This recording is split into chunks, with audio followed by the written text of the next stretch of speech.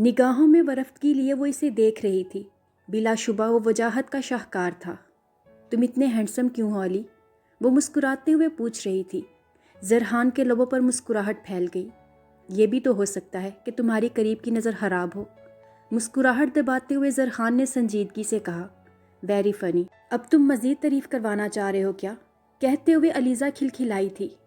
Not at all, زرحان نے سکون سے کہا۔ What about your step mother? ایک دم اسے یاد آیا تو وہ پوچھ بیٹھی۔ وہ صرف اتنا ہی جانتی تھی کہ وہ اپنے باپ کی بیوی کو ڈھونڈ رہا ہے، اور اسی کھوئی ہوئی عورت کی وجہ سے زرحان اور علیزہ کی شادی والا معاملہ لٹکا ہوا تھا۔ سو وہ اس سے جب بھی ملتی اس کے بارے میں ضرور پوچھ لیا کرتی تھی۔ علیزہ کے پوچھنے پر زرحان کے چہرے پر سایہ سا لہرا گیا۔ جھوٹ وہ بولتا نہیں تھا، اور سچ وہ اسے ابھی بتانا نہیں چاہتا تھا۔ چند دن پہلے مل چکی ہیں وہ مجھے، انہی کی وجہ سے بیزی تھا میں، زرحان نے سنجیدگی سے بتایا۔ زرحان کے کہنے پر علیزہ نے حیرت سے اسے دیکھا۔ اور تم مجھے اب بتا رہے ہو؟ I don't believe this. اگر میں اب بھی تم سے نہ پوچھتی تو تم مجھے اب بھی نہ بتاتے، رائٹ؟ وہ شدید خفگی سے بول رہی تھی۔ ایسا نہیں ہے لیزا، زرحان نے نرمی سے کہا۔ تو پھر کیسا ہے علی؟ تمہاری کھوئی ہوئی ماں تمہیں مل چکی ہے، ڈیفینیٹلی اس وقت عباسی ہاؤس میں موجود ہیں وہ، اور تم مجھے اب بتا رہے ہو، وہ بھی میرے پوچھنے پر۔ اسی لیے تم کل مجھے ملنے آنے سے منع کر رہے تھے نا؟ علیزہ کی آنکھوں میں پانی بھرنے لگا۔ یہ سب کیوں کر رہے ہو؟ مجھ سے جان چھڑوانا چاہ رہے ہو؟ اسی لیے بے خبر رکھا نا مجھے؟ وہ شدید غصے میں آ چکی تھی۔ اور جسٹ شٹ اپ علیزہ، ایسا کچھ نہیں کر رہا میں، اور فاطمہ مم گھر نہیں ہے، ہاسپٹل میں ہے، اپنی زندگی کے دن پورے کر رہی ہیں، وہ دماغی کینسر کی لاسٹ سٹیج پر ہیں۔ اس نے ایک ایک لفظ پر زور دیا تھا۔ فاطمہ کے لیے ایسے الفاظ استعمال کرتے ہوئے وہ جس تکلیف سے گزرا تھا، یہ اس سے بہتر اور کوئی نہیں جان سکتا تھا۔ جبکہ اس کی پوری بات سن کر اس کا تکلیف زدہ چہرہ دیکھتی ہوئی علیزہ کا غصہ جھاگ کی طرح بیٹھ گیا۔ آئی ایم سوری، علیزہ نے شرمندگی سے کہا۔ زرحان نے سرد مہری سے سر جھٹکا۔ آئی ایم سوری نا علی، لسن پلیز، ایکسٹریملی سوری۔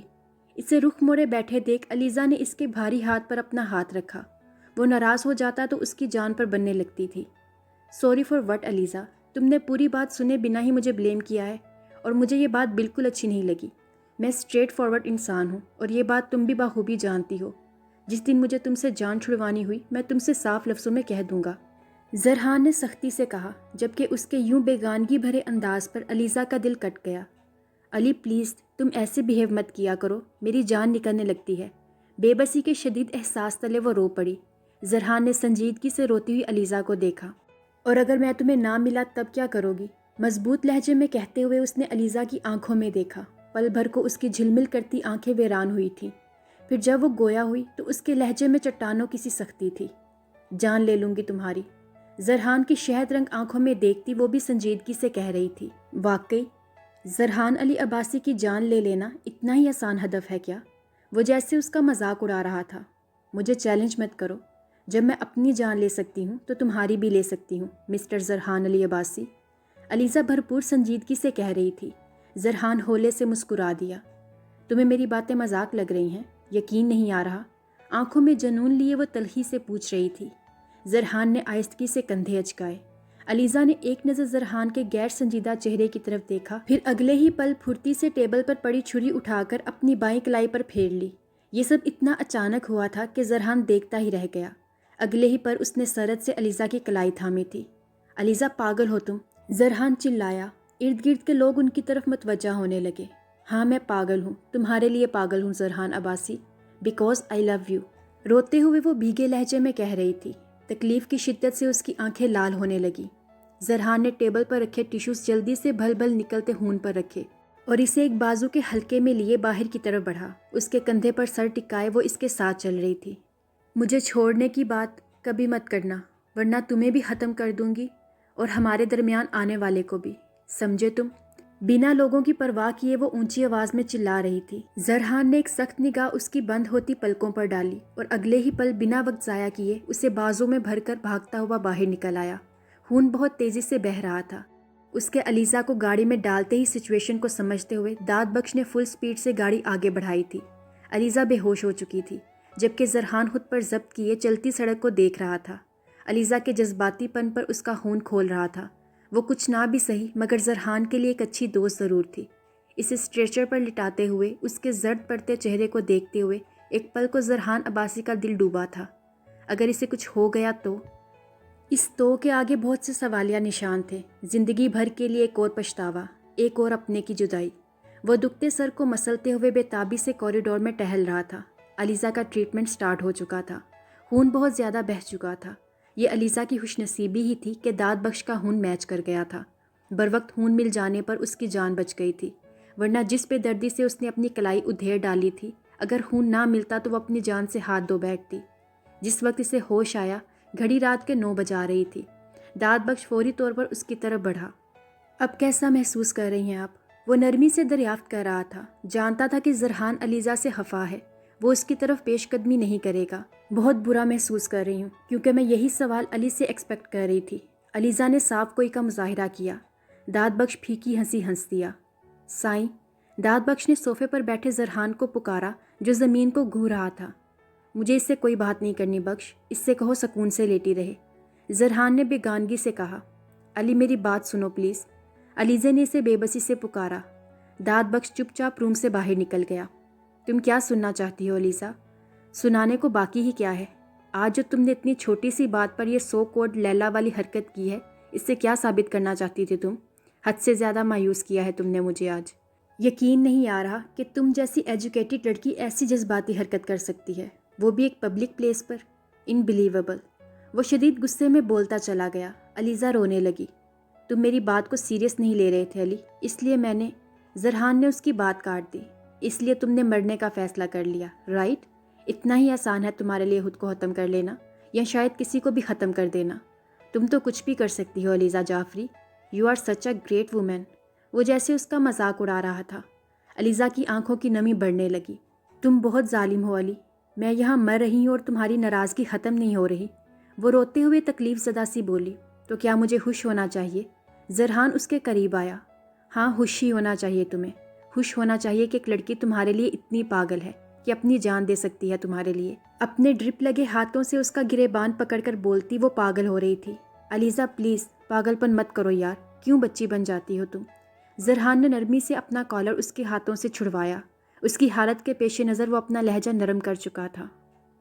میں پاگل ہی ہوں علی، بہت پاگل ہوں، مرتی ہوں تم پر۔ تم کیوں نہیں سمجھتے کہ علیزہ جعفری کے پاگل پن کی دوا تم ہو، صرف تم، اور تمہاری توجہ کی طلبگار ہوں میں۔ مجھے مت تڑپایا کرو علی، مت رلایا کرو۔ I can't live without you, I really love you.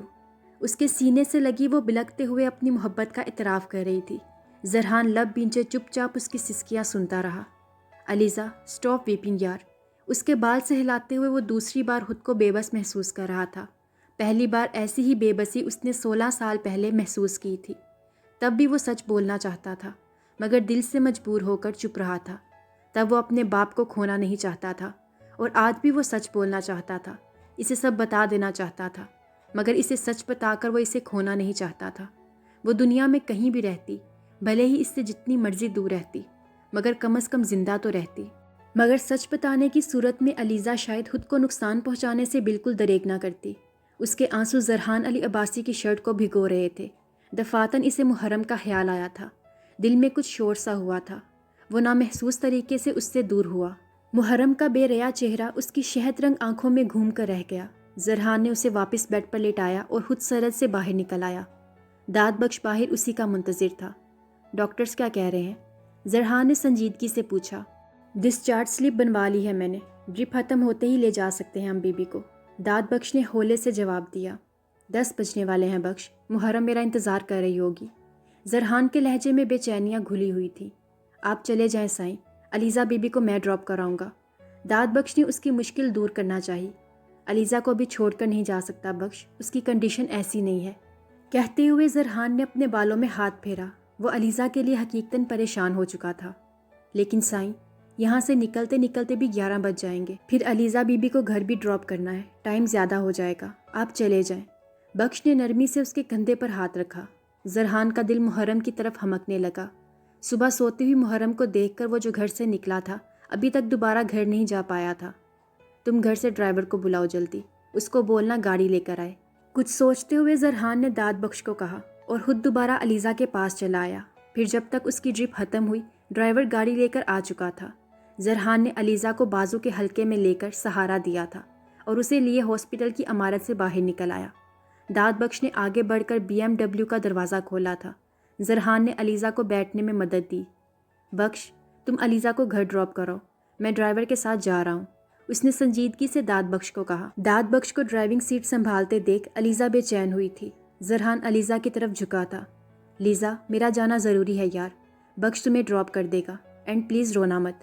कहते हुए उसने होले से अलीज़ा का रुखसार थपका, जिसकी आंखें नम हो रही थीं। मुझसे ज़्यादा ज़रूरी है, वो भीगे लहजे में पूछती इसे मुश्किल में डाल गई थी। यही समझ लो, मगर अभी मेरा जाना ज़रूरी है, धीमे लहजे में कहकर वो मुअद्दब खड़े ड्राइवर की तरफ बढ़ा। उसे करीब आते देख ड्राइवर ने उसके लिए गाड़ी का दरवाज़ा खोला। जरहान ने पलटकर अलीज़ा की तरफ देखा, जो इसी की जानिब देख रही थी। एक अलविदाई निगाह इस पर डालकर वो सरद से गाड़ी में बैठ गया। जल्दी चलो। जरहान की आवाज़ भारी हो रही थी। उनकी गाड़ी के आगे बढ़ते ही दाद बख्श ने भी गाड़ी आगे बढ़ा ली। अलीज़ा की आंखें भीग रही थीं। शहबाज हसन ने इजहार मोहब्बत क्या किया, जमल की तो रातें ही पुरसकून हो गईं। नींद अब भी आंखों में नहीं उतरती थी, मगर इस बार पलकें सुहाने ख्वाबों के बोझ से खुली रहती थीं। सबज आंखों में सपनों की एक दुनिया सजाए वो शहबाज हसन के संग महवे सफ़र रहती थी। एक हसीन दुनिया थी जहाँ शहबाज हसन की मोहब्बत थी, चाहत थी और जमल की खिलखिलाहटें। वो इन दिनों बहुत खुश रहने लगी थी। दिल था कि हवाओं के संग उड़ने को हमकता था। अब भी वो बिस्तर पर लेटी आंखों में ही रात काट रही थी जब अचानक सरहाने रखे मोबाइल ने शोर किया था। जमल ने मोबाइल आंखों के सामने किया। स्क्रीन पर चमकता नंबर देखकर उसकी धड़कनें तेज़ हुई थी। उसने जल्दी से फ़ोन साइलेंट पर लगाया और नंबर को घूरने लगी। गुलाबी लबों पर तबस्सुम खिलने लगा। तीसरी बेल पर उसने कॉल पिक करके फ़ोन कान से लगा लिया।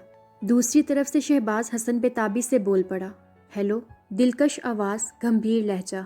जमल का दिल शोर मचाने लगा, मगर लब हनूस खामोश थे। हेलो जमल, उसने एक बार फिर पुकारा था। अस्सलाम वालेकुम। जमल ने धीमी आवाज़ में सलाम किया। दूसरी जानिब वो होले से मुस्कुराया था। वालेकुम अस्सलाम, आप सो रही थी क्या? मैंने डिस्टर्ब तो नहीं किया? वो नरमी से पूछ रहा था। जमल के जी में तो आया कि कह दे कि डिस्टर्ब तो पहले दिन से किया हुआ है आपने, मगर फिर शर्म के बाइस चुप ही रही, जबकि उसकी खामोशी से वो कुछ और ही मतलब अहस कर बैठा। यानी मैंने डिस्टर्ब कर दिया है? वो फीकी हंसी हंस दिया। नहीं तो मैंने ऐसा कब कहा? जमल ने फ़ौरन सफाई दी। दूसरी जानिब शहबाज हसन के लबों की मुस्कुराहट गहरी हुई थी। यानी आप जाग रही थी? उसने जमल के रात गए जागने पर मायनी खेजी से कहा। नहीं, वो दरअसल आज नींद नहीं आ रही थी, जमल ने बुखला कर जवाब दिया। सिर्फ आज? जाने वो उससे क्या सुनना चाह रहा था। आप क्यों जाग रहे हैं? क्या आपको भी नींद नहीं आ रही? जमल ने उल्टा उसी से सवाल पूछ लिया। शहबाज हसन उसके बात घुमाने पर महफूज हुआ। मैं तो आपसे बात करने के लिए जाग रहा हूँ, वो संजीदगी से बोला। कौन सी बात? जमल ने अपना लब दांतों में दबाया। क्या मतलब कौन सी बात? बात करते करते बातें तो निकल ही आती हैं ना। शहबाज हसन ने मुस्कुराहट दबाते हुए कहा। वो उसकी छेड़खानी खूब समझ रहा था। यानी आप बात बराए बात करना चाह रहे हैं? जमल के लिए अपनी हंसी रोकना मुश्किल हो रहा था। आप मुझे तंग करना चाह रही हैं? शाह की आवाज़ भारी हो रही थी। आप तंग हो रहे हैं? जमल की आवाज़ में खनक थी। अगर आप करना चाह रही हैं तो मैं सारी रात तंग होने को तैयार हूँ। शहबाज हसन के लहजे में मोहब्बत बोल रही थी। जमल के दिल ने फिर से शोर मचाया। अच्छा कहें, क्या कहना है, मैं सुन रही हूँ। जमल ने संजीदा होते हुए कहा। मैं कल आपकी मदर से मिलने आना चाह रहा था, क्या इजाज़त है? वो बड़ी शाइस्तगी से पूछ रहा था। फ़ोन के स्पीकर से उभरती उसकी दिलकश आवाज़ जमल की रगों में उतर रही थी। बोलिए जमल। वो उसकी इजाज़त का मुंतज़िर था। जमल ने एक लंबा सांस खारिज किया। इजाज़त है, कहकर उसने फ़ौरन कॉल काट दी। दिल बहुत तेज़ी से धड़क रहा था। कब सोचा था उसने कि ये सब इतना आसान होगा? सोचा ही कब था कि जिस पहले मर्द को वो चाहेगी वो भी बदले में उसका ख्वाहिशमंद हो जाएगा। सेल फोन ऑफ करते हुए जमल ने आंखें मूंद ली। शहबाज हसन का वजीहा सरापा छम से उसके तसव्वुर में उतरा था और उसकी पलकों में समाते हुए इसे नींद की वादी में ले गया। नींद के बोझ से आज़ाद होती पलकें खोलकर उसने कमरे में फैली सूरज की चमकीली रोशनी देखी। ग्लास वॉल पर पड़े पर्दे ज़रा से हटाए गए थे, जिसकी बदौलत कमरा इस तरह से रोशन था कि मुहर्रम को अपनी नींद पूरी करने में कोई खलल महसूस नहीं हुआ था। एक भरपूर अंगड़ाई लेकर उसने करवट बदली और दीवार पर लगी घड़ी को देखा, जो सुबह के 11 बजा रही थी। वो फ़ौरन उछलकर सीधी हुई और दोबारा घड़ी को देखा, लेकिन घड़ी वही टाइम दिखा रही थी। मुहर्रम ने घबरा कर अपने अतराफ में देखा। कमरे में कोई और मौजूद नहीं था। मुहर्रम को शिद्दत से जरहान अली अब्बासी की कमी का एहसास हुआ। पैरों में स्लीपर पहनकर वो बहुत तेज़ी से वॉशरूम की तरफ बढ़ी, जिसका दरवाज़ा पहले ही खुला हुआ था, यानी वो वहाँ नहीं था। मुहर्रम ने ड्रेसिंग रूम के आध खुले दरवाजे से अंदर झांका, मगर वो वहाँ भी नहीं था। मुहर्रम का दिल डूब सा गया। सुबह के 11 बज रहे थे, यानी वो इस वक्त जॉगिंग करने भी नहीं गया था। वो रोज़ाना खुद उसके बाल उसके गाल सहलाते हुए इसे जगाया करता था, मगर आज ऐसा कुछ नहीं हुआ था। मुहर्रम की आंखों में पानी भरने लगा। जाने वो इसे जगाए बिना कहाँ चला गया था। बेड पर बैठते हुए उसने पहली बार जरहान के बारे में सोचा था। इसे जरहान पर गुस्सा आ रहा था, जो उससे मिले बगैर, उसे नाश्ता करवाए बगैर शायद फातिमा से मिलने चला गया था। फातिमा का ख्याल आते ही उसके दिल में नए सिरे से दर्द जागने लगा। अब उसे फातिमा के पास कौन लेकर जाएगा? सोचते सोचते आंखों का पानी रुखसारों पर बिखरने लगा। कुछ देर तो वो यूं ही रोती रही। फिर अचानक एक ख्याल आने पर वो कमरे से बाहर निकली। जरहान की गैर मौजूदगी में वो यूं पहली बार बेधड़क कमरे से बाहर आई थी। तेजी से सीढ़ियां उतरती हुई वो बड़े हालनुमा लाउंज में चली आई।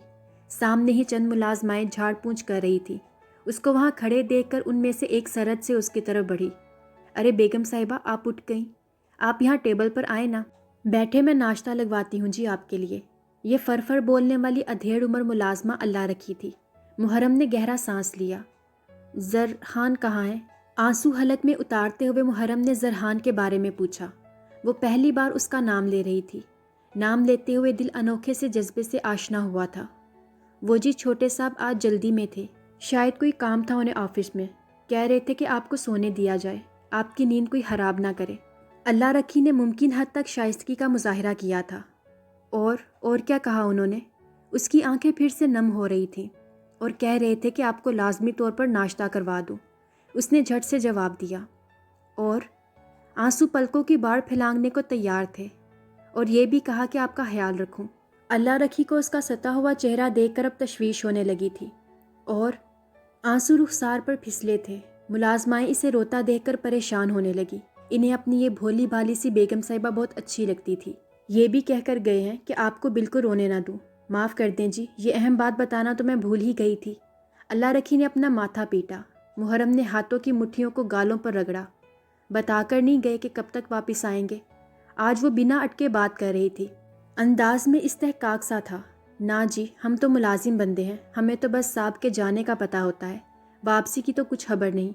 उसने बेचारगी से जवाब दिया। मुहर्रम इस बात में सर हिलाती वापस पलटी।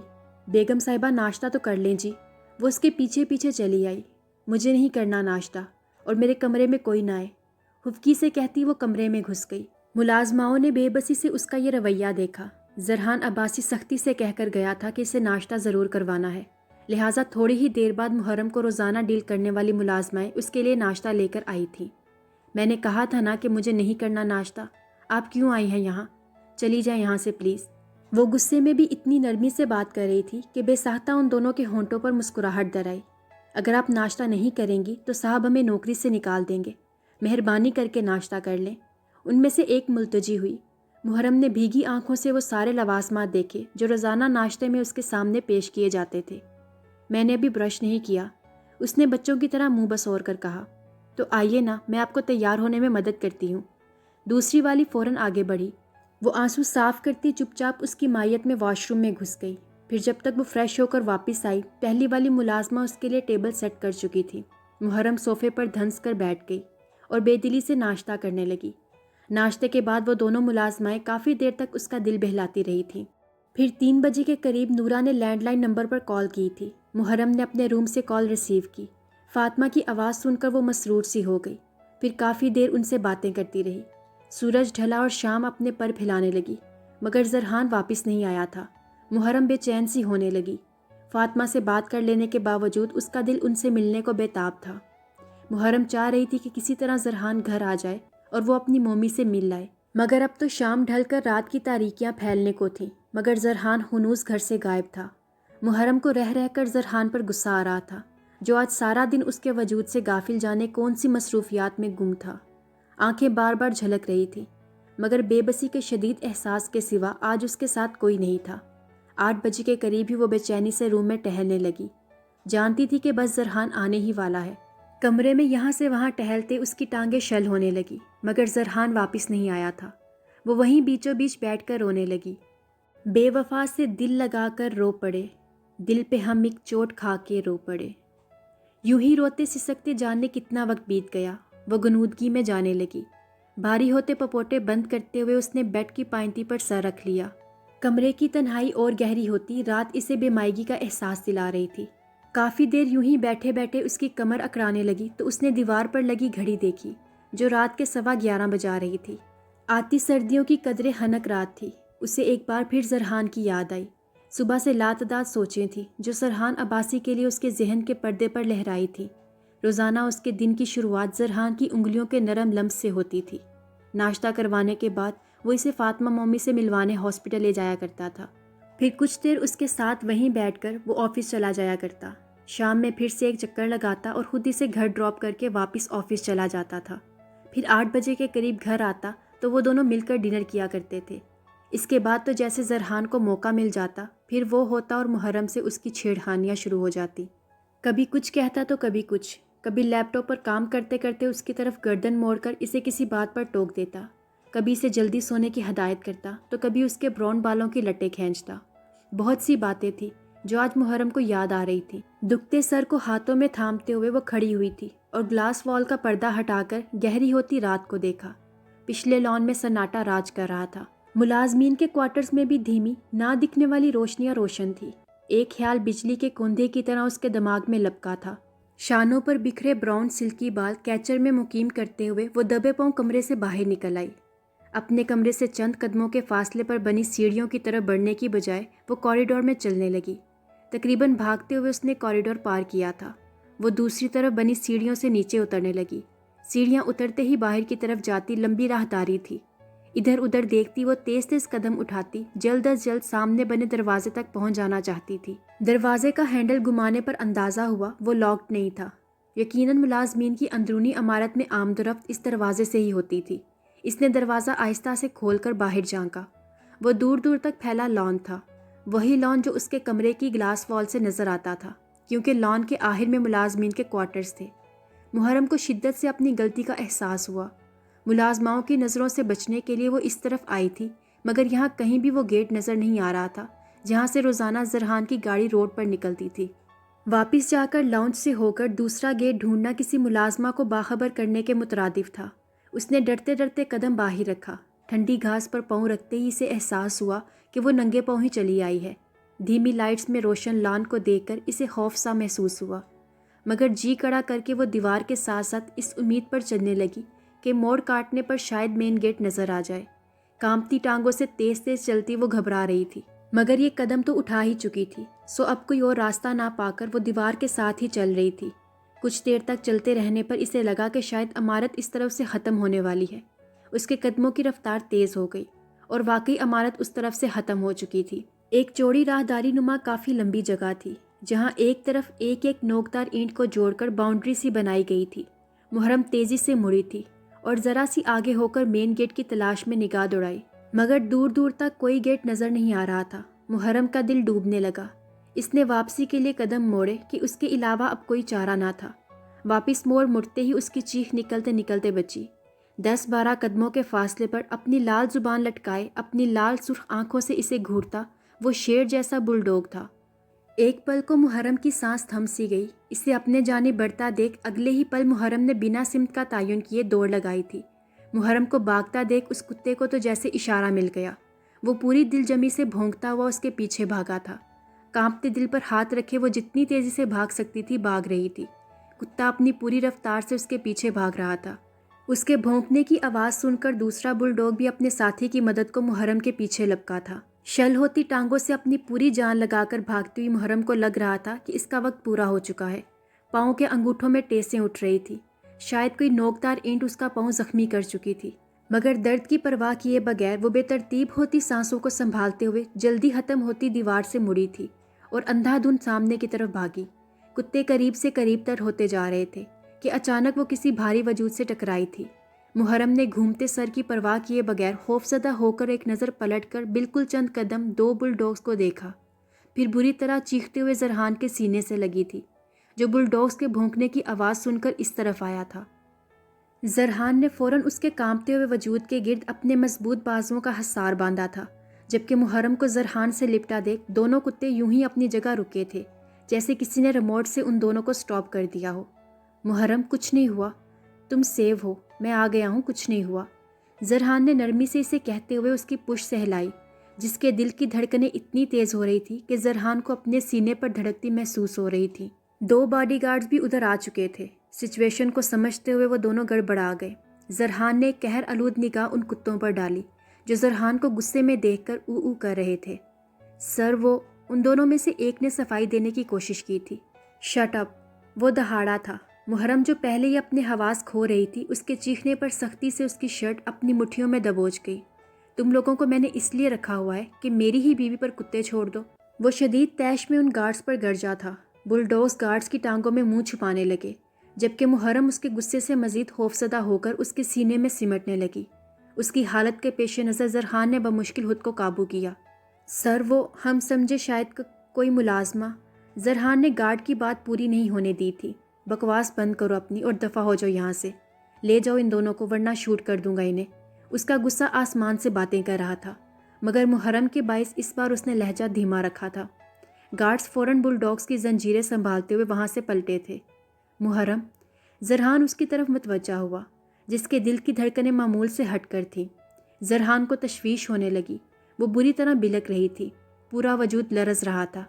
زرحان کا دل کٹنے لگا۔ محرم، میری جان، ادھر دیکھو۔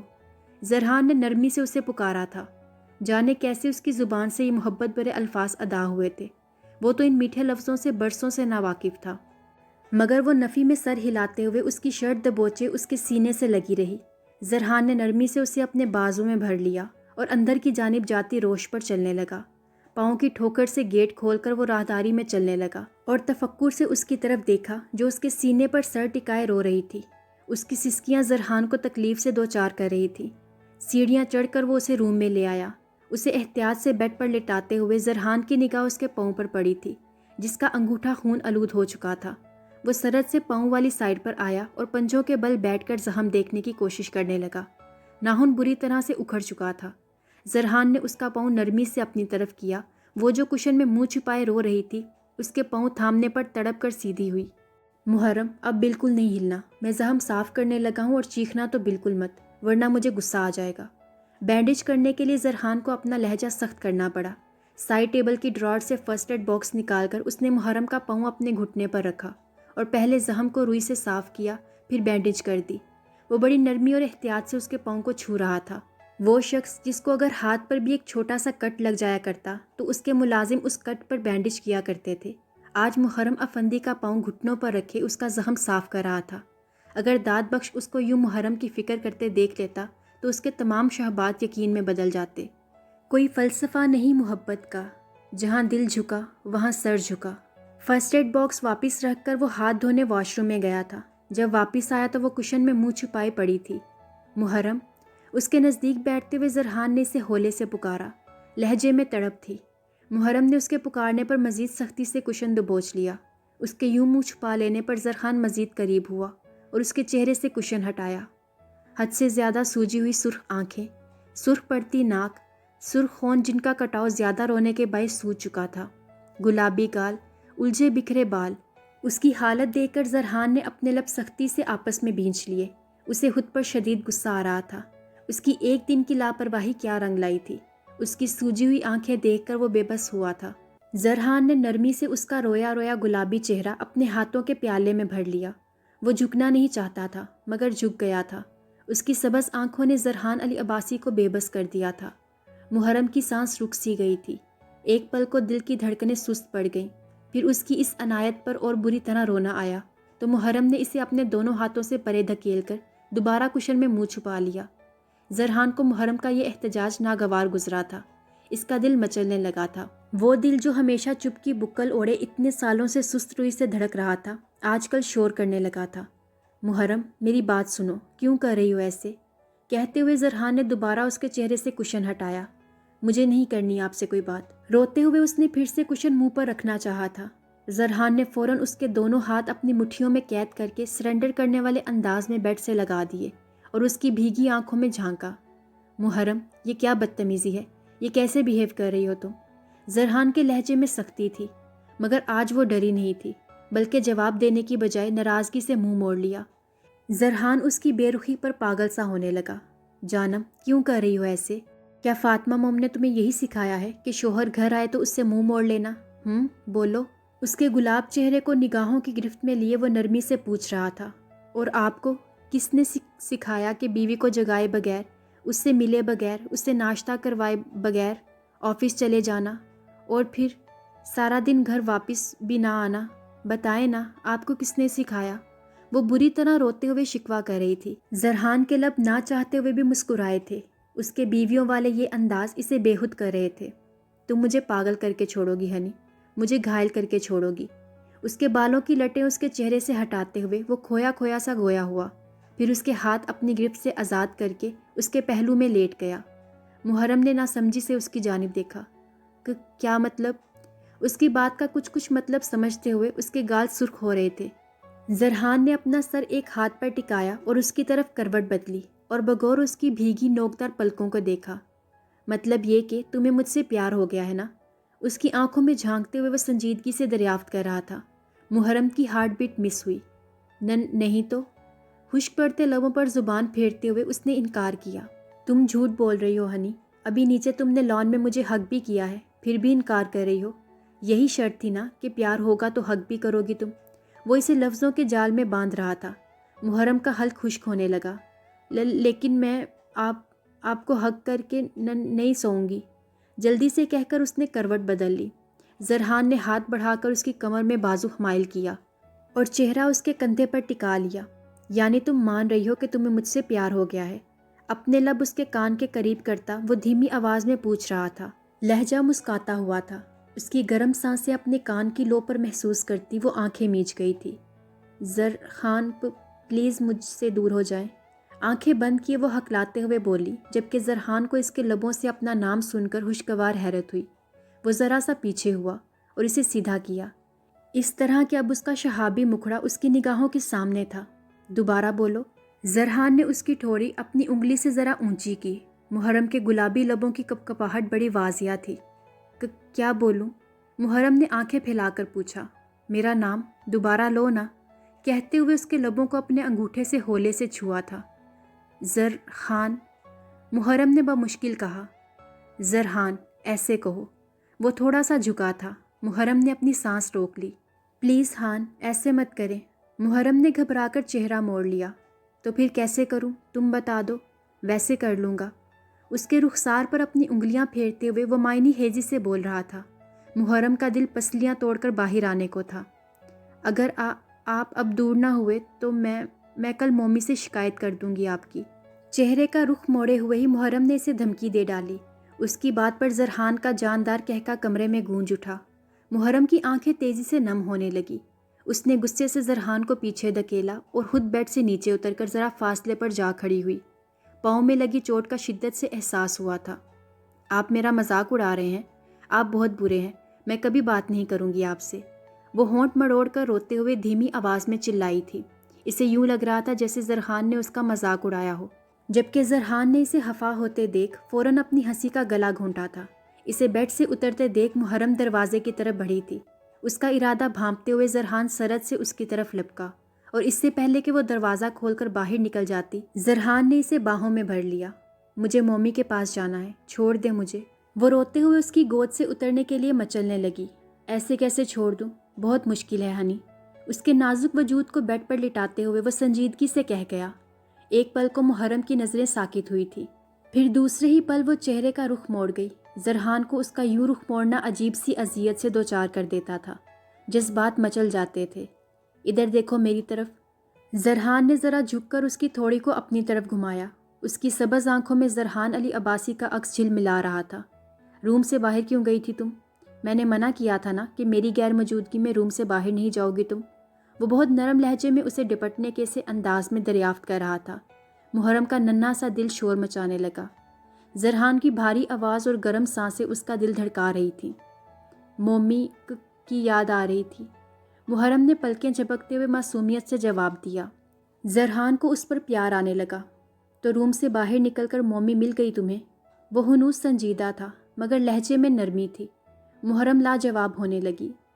سوری، اس نے جیسے اعتراف جرم کیا۔ اس کے سادگی سے معافی مانگ لینے پر زرحان کو اس پر ترس آیا، مگر ابھی کچھ دیر پہلے جس طرح وہ بھاگ رہی تھی، اس کے دل کی ناہموار دھڑکنیں، پھر پاؤں کی چوٹ، وہ اتنی آسانی سے اسے بخشنے والا نہیں تھا۔